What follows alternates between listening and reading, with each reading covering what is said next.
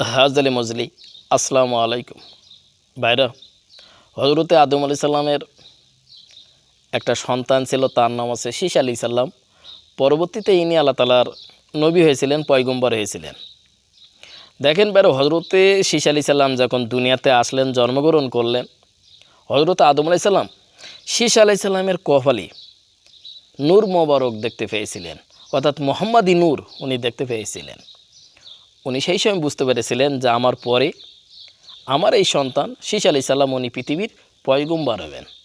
তা দেখেন বেড়া, আল্লাহ রসুলের নূর শীস আলাইহিস সালামের কপালে ছিল, হজরতে আদম আলাইহিস সালাম এটা দেখতে পেয়েছিল।